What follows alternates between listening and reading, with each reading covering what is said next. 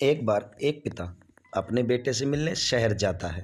वहाँ जाने के बाद उसके रूम में एक खूबसूरत लड़की भी उसको बेटे के साथ दिख जाती है। पिता अपने बेटे से पूछता है, बेटा तुम्हारे साथ ये लड़की कौन है?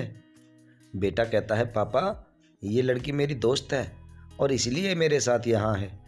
बेटे ने कहा, पिताजी आप क्या सोच रहे हो मुझे पता है, और मैं आपको बताना चाहता हूँ कि हमारे बीच ऐसी कोई बात नहीं है। हम केवल अच्छे दोस्त हैं। हमारे कमरे भी अलग अलग हैं और हम अलग अलग ही सोते हैं। पिताजी हम केवल अच्छे दोस्त हैं। पिताजी बोले, अच्छी बात है। और पिताजी थोड़ी देर वहाँ रुकते हैं और उसका हाल चाल लेकर वापस गांव आ जाते हैं।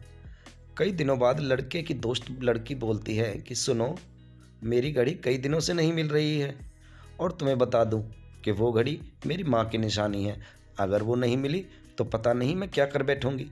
जिस दिन तुम्हारे पिताजी आए थे उसी दिन से नहीं मिल रही है और मुझे शक है कि हो ना हो उसे तुम्हारे पिताजी ने ही चुराया है। लड़के को गुस्सा आता है और बोला कि ये तुम क्या कह रही हो, होश में बात करो, मेरे पिताजी को चोर बता रही हो। लड़की ने कहा, चलो कोई बात नहीं, लेकिन मेरे कहने से प्लीज़ एक बार अपने पिताजी से पता तो करो।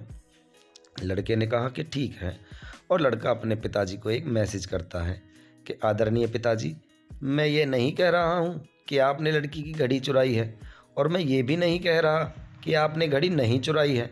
मेरे कहने का मतलब है, अगर गलती से घड़ी आप अपने साथ ले गए हों तो प्लीज़ आप उसे वापस कर दें, क्योंकि वो घड़ी उस लड़की की माँ की निशानी है। और थोड़ी देर बाद पिता ने बेटे को मैसेज में ही जवाब भेजा, प्यारे बेटे, मैं ये नहीं कह रहा हूँ कि तुम्हारे साथ रह रही लड़की तुम्हारे साथ सोती है, और मैं ये भी नहीं कह रहा हूँ कि वो तुम्हारे साथ नहीं सोती है, लेकिन बेटे अगर वो अपने कमरे में अपने बिस्तर पर सोती तो उसे उसकी माँ की घड़ी ज़रूर मिल जाती। उस तकिए के नीचे उस घड़ी को मैं ही छुपा कर आया था। ध्यान रखना बेटा, बाप बाप होता है।